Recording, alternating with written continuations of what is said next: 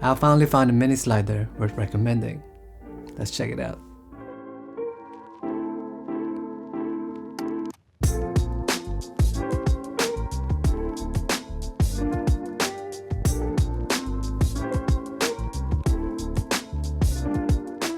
This is the YC Onion Chocolate SE, a 10.5 inch slider that is great for travel and our quick slider pickup shots.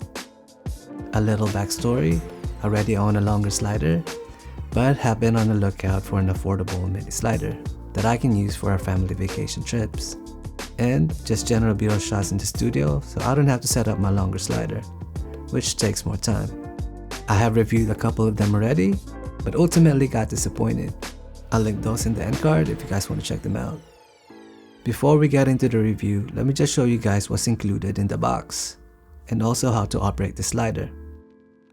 Inside the box, we have the slider itself, a bag, different camera cables for time-lapse, a DC to USB cable, a camera mount, an NPF 550 battery, and a manual.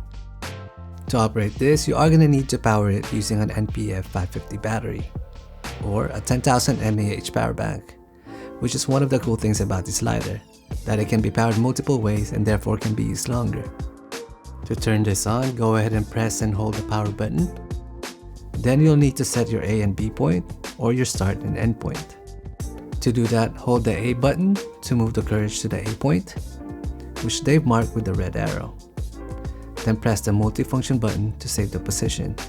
Repeat that with the B point as well, and after that, press the multifunction button again so you can save the setting.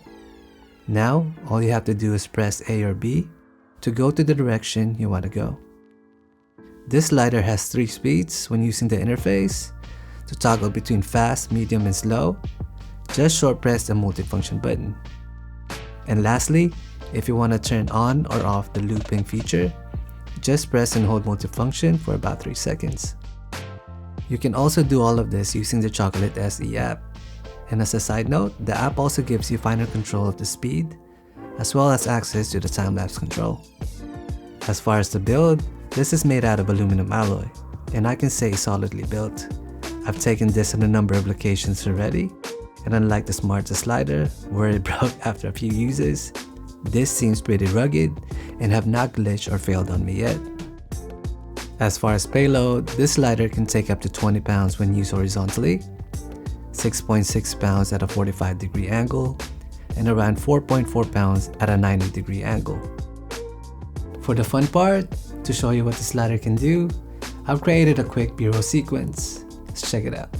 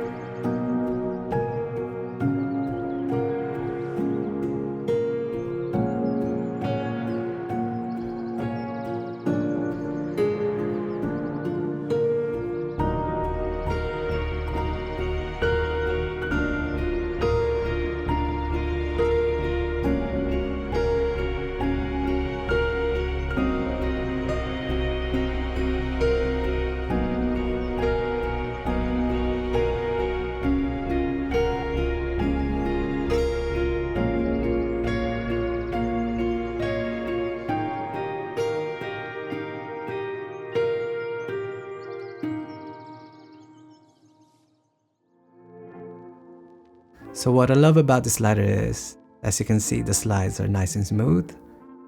I also appreciate that you can do a 45 or a 90-degree angle without it struggling. I also appreciate that the cable for Panasonic cameras is included. unlike the other sliders that I've tried before. Lastly, I like that the battery is detachable. This is great for longer shoots, so you don't have to wait for the battery to charge before you can use it.